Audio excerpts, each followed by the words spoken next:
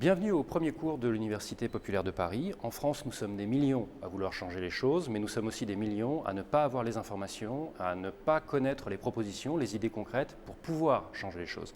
Et donc c'est pour cela que notre équipe a créé l'Université populaire de Paris. Chaque semaine, tout est sur Internet, chaque semaine nous ferons une vidéo sur un thème, un grand thème du débat public, et nous ferons des propositions concrètes pour résoudre ce problème. Notre but, c'est de vous donner envie de vous engager sur le thème que nous avons abordé et plus généralement de vous engager en tant que citoyen. Donc c'est l'éducation pour l'action. Alors c'est complètement gratuit et quand vous regardez cette vidéo, finalement, le temps que vous passez à regarder cette vidéo, vous êtes un étudiant de l'Université populaire de Paris. C'est comme ça que ça fonctionne. Alors vous n'êtes pas juste un public passif, on vous propose que ce soit un dialogue, on vous propose de participer aux travaux de l'université. Ça veut dire quoi? Ça veut dire que si vous avez des questions ou un avis sur ce cours et sur les autres cours, postez-les dans les commentaires. Si vous avez des documents intéressants à partager, qui ne sont pas dans notre bibliographie, vous pensez que c'est intéressant par rapport au sujet abordé, pareil, postez-les dans les commentaires et si on pense comme vous que c'est quelque chose d'intéressant, eh bien on les rajoutera à notre bibliographie.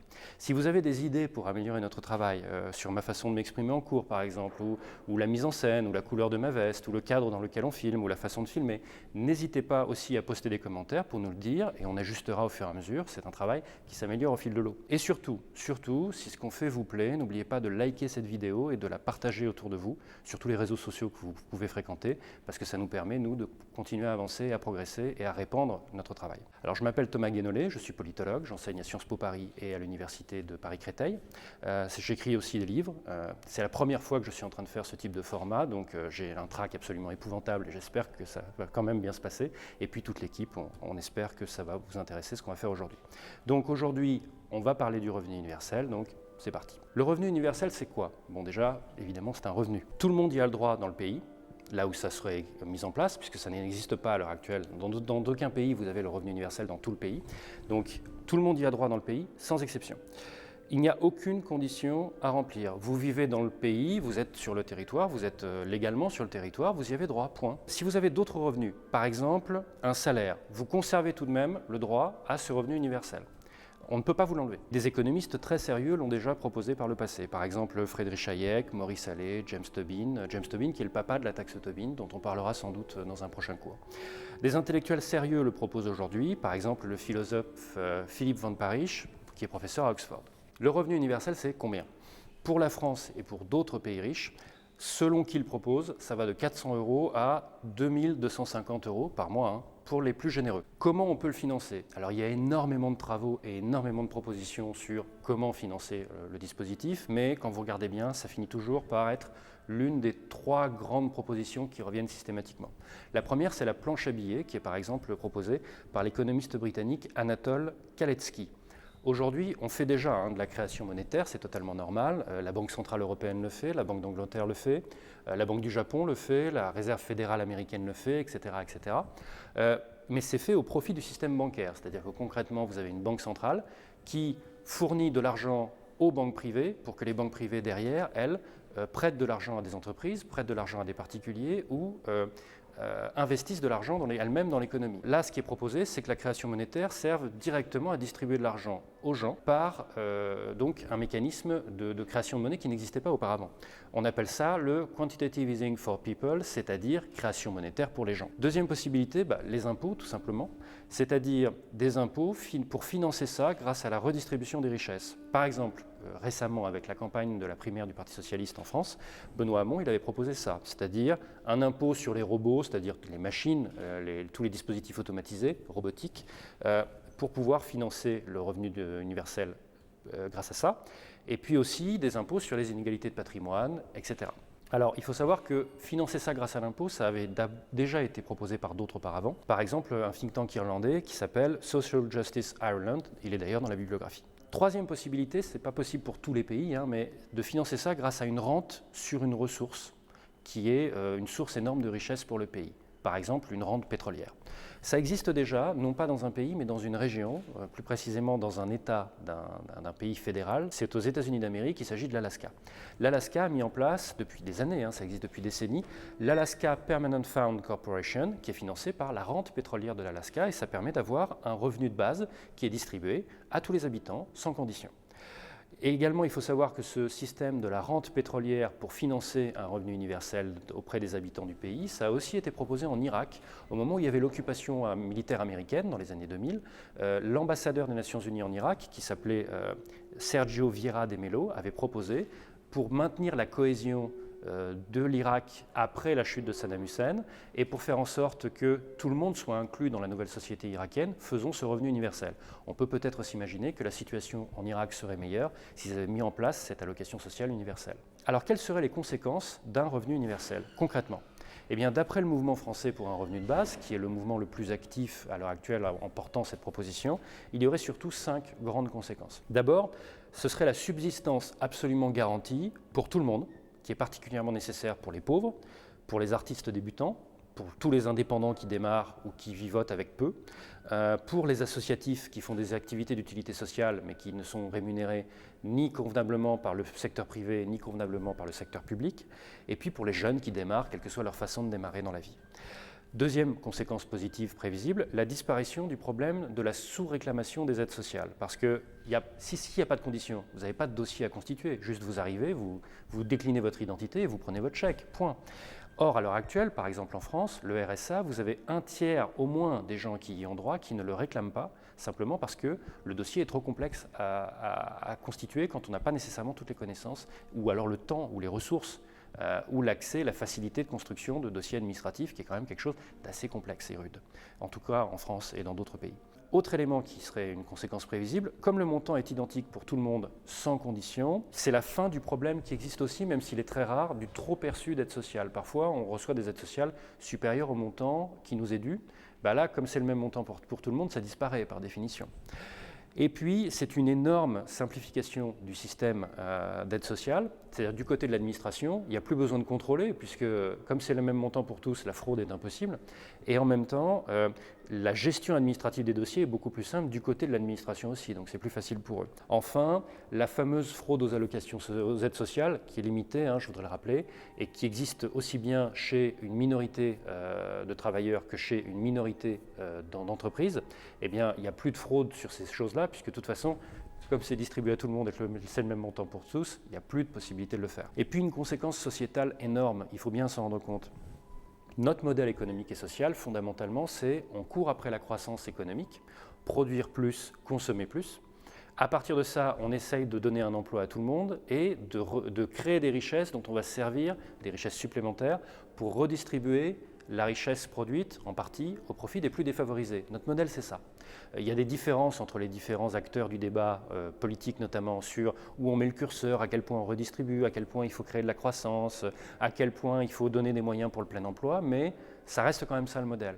Si on passe au revenu universel, qu'est-ce que ça veut dire qu'en fait, on assume qu'on ne cherche plus la course à la croissance, on cherche un état stationnaire de la société en considérant que la course à la consommation de ressources, ça n'est plus écologiquement responsable. Ça veut dire aussi que donc on ne cherche pas le plein emploi parce qu'il y a une partie des gens dont on n'aura pas besoin pour produire, et donc une partie des gens, une petite partie, pourront choisir, s'ils le veulent, de ne pas travailler et de vivre avec le tout petit montant du revenu universel, parce que ce n'est pas quelque chose qui vous permet de vivre comme un nabab non plus. Et ça veut dire aussi que la redistribution des richesses se fait concrètement non plus en redistribuant la richesse supplémentaire qui est créée, mais le stock de prospérité qui existe dans le pays est de plus en plus redistribué sans l'augmenter. Donc en fait, on va vers une société de plus en plus égalitaire.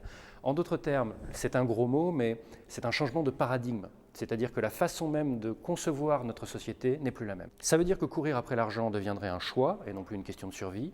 Et ça veut dire qu'une partie significative de la population choisirait de se contenter du revenu universel pour ensuite faire des choses gratuites ou quasiment gratuites, mais à forte utilité sociale. Je pense par exemple au bénévolat, je pense aux parents au foyer ou aux activités artistiques qui ne sont pas toujours rémunérées. Alors, grande question, est-ce que ça ne va pas conduire tout le monde à arrêter de travailler ? Toutes les études dont on dispose le montrent, et je vais être très clair là-dessus. Quand vous donnez un revenu universel, vous donnez donc aux gens le choix, ils peuvent choisir de ne pas travailler, eh bien l'écrasante majorité des gens continuent à travailler quand même. C'est quelque chose de très important. Vous donnez le choix de ne pas travailler, seule une minorité préfère ne plus courir après le travail. Je vais donner des exemples un peu plus précis. Le revenu universel, il existe en Alaska depuis 1976. Eh bien ça n'a pas fait disparaître le travail et ça n'a pas produit non plus une baisse brutale de l'activité. Le programme Mincom au Canada, il a testé le revenu universel dans une poignée de villes de 1970 à 1974. Eh bien, il y a eu une évaluation scientifique des résultats, aucune baisse brutale du taux d'activité et une baisse significative de la délinquance et une baisse significative des hospitalisations. En d'autres termes, le revenu universel, ça donne moins de délinquance, ça donne moins de problèmes de santé et en même temps, ça ne fait pas baisser brutalement l'activité. Ça fait baisser un petit peu parce qu'il y en a qui effectivement choisissent de ne plus travailler, mais ce n'est qu'une minorité. Alors, est-ce qu'on a des études vraiment récentes sur l'impact du revenu universel? En l'occurrence, oui, et ce sont des travaux qu'on vous recommande tout particulièrement, ce sont les travaux du sociologue britannique Guy Standing. Il a lancé un programme en 2011, un programme expérimental en Inde, en compagnie d'une entrepreneure sociale qui s'appelle Renana Jabvala, qui est une membre d'un très grand syndicat de travailleuses pauvres en Inde, qui s'appelle SEWA, et c'était en partenariat avec l'UNICEF. Eh bien, le revenu universel expérimenté dans des villages ruraux indiens, c'était 200 roupies par mois pour un adulte et 100 roupies par mois pour un enfant. Les conclusions de cette expérimentation ont été publiées en 2013. Qu'est-ce qu'on constate? D'abord, une meilleure intégration sociale des populations discriminées. Les femmes, les basses castes puisque l'Inde reste en partie une société de castes, et également une meilleure intégration des handicapés. L'effondrement de la pratique du travail forcé, ce qui est logique, quand tout le monde touche un revenu universel, le travail forcé, c'est-à-dire non payé, a du mal à survivre. L'effondrement des activités des usuriers, c'est-à-dire les gens qui profitent de la pauvreté et de la détresse pour faire des prêts avec des taux d'intérêt absolument colossaux. On constate aussi que le revenu est utilisé surtout pour améliorer les conditions de vie ou pour investir afin de produire mieux et de produire plus, notamment les activités d'artisanat. Donc ça confirme les propos de John Maynard Keynes qui étaient tenus déjà il y a fort longtemps.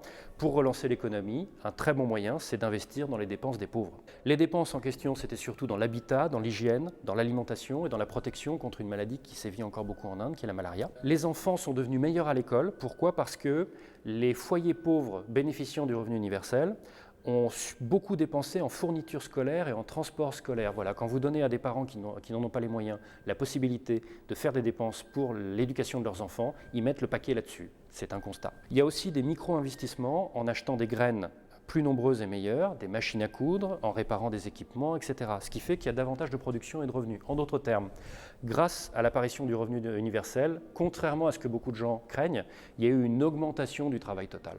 Parce qu'il y a eu du micro-investissement accumulé massif des gens les plus pauvres. Le revenu universel, finalement, c'est une révolution pacifique qui avance doucement. Je vais vous donner quelques exemples récents. En 2003, sous la présidence de Lula, le Brésil a créé une aide sociale réservée aux pauvres qui s'appelle la Bolsa Familia, mais la loi prévoit son extension progressive jusqu'à devenir un revenu universel pour tout le monde. Petite parenthèse, en France, avant la réforme récente de François Hollande, les allocations familiales, la seule condition c'était d'avoir des enfants, mais à part ça, c'est un revenu universel. Plus maintenant, il y a une condition de ressources, mais jusqu'à cette réforme, il y avait un revenu universel familial en France. On l'oublie. Ensuite, de 2008 à 2010, la Namibie, donc un pays d'Afrique, a testé le revenu universel dans un village qui s'appelle Ojivero Omitara. Qu'est-ce qu'on a constaté? Une baisse du chômage, une baisse de la criminalité, une baisse de l'absentéisme à l'école, l'éducation des enfants encore. Davantage de micro-entreprises ont été créées et une augmentation du revenu des habitants a été constatée, plus forte que le montant total de revenu universel distribué. Donc il y a vraiment un effet levier qui est très fort. En 2011, Singapour a créé un revenu de base de 600 à 800 $ par mois pour 80% des adultes. En 2012, le Koweït, qui a une énorme rente pétrolière, a expérimenté un revenu universel de 1000 dinars par mois pour ses ressortissants. Et puis depuis 2015, le gouvernement de la Finlande a démarré un processus pour tester, voire carrément adopter le revenu universel. Alors je précise qu'en 2016, la Suisse, on peut ne pas s'y attendre si on a tel ou tel préjugé sur la population suisse. La Suisse a fait un référendum pour ou contre la mise en place du revenu universel chez eux. Alors, ça a été non très largement. C'était 2500 francs par adulte et 625 par enfant. Je parle en francs suisses. Ça peut paraître très élevé, mais le coût de la vie en Suisse est vraiment très très élevé. Aux 3/4, ils ont dit non. Ça veut quand même dire que vous avez un quart de la population suisse qui a dit oui à la mise en place du revenu universel. Par contre, attention au détournement de cette idée du revenu universel par ceux qui, en fait, veulent juste privatiser la protection sociale. Parce que, en réalité, il y a deux versions très différentes du revenu universel qui sont sur la table. Il y a la version progressiste. La philosophie, c'est depuis qu'elle existe, l'humanité veut sortir du travail pénible. À force de robotisation, d'imprimantes 3D, d'automatisation, etc., on va arriver à avoir besoin de beaucoup moins de travail pénible. Donc, on doit sortir de la société du travail obligatoire pour passer au choix de travailler.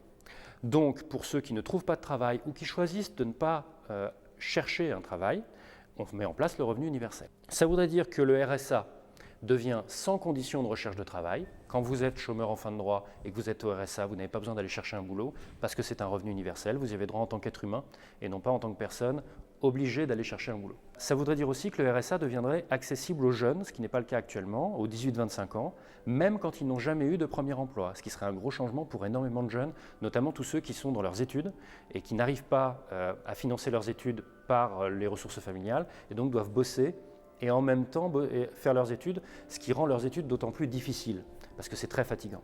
En utilisant un des 3 financements dont on a déjà parlé, le RSA serait progressivement donné à tout le monde ensuite, mais dans un second temps seulement, parce qu'à l'heure actuelle, on ne peut pas le financer.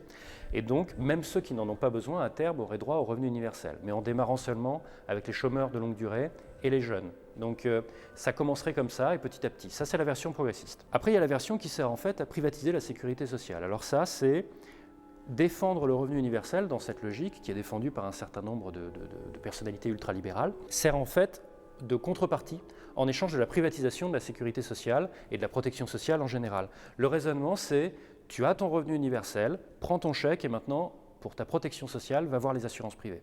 Donc en réalité, le revenu universel dans cette version-là, ce n'est pas un projet de revenu universel, c'est un projet de privatisation des mécanismes de solidarité sociale. Donc il faut faire attention. Il y a beaucoup de gens qui défendent le revenu universel en ce moment, mais entre eux, de l'un à l'autre, on ne défend absolument pas la même chose. En France, ça voudrait dire quoi, cette version-là? Ça voudrait dire on gagne un RSA amélioré, vraiment amélioré, mais on perd toute la Sécu et le système d'allocation chômage. Donc c'est un très gros marché de dupes si c'était appliqué en France. Alors on fait quoi?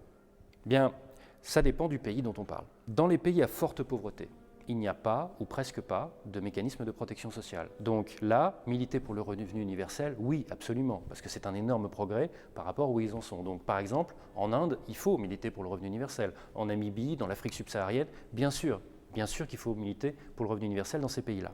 Ensuite, dans les pays riches, où il y a trop peu de mécanismes de protection sociale, par exemple aux États-Unis, où il y en a vraiment très très peu. Il n'y a pas de congé maternité aux États-Unis, par exemple. C'est l'un des rares pays développés à ne pas avoir ça.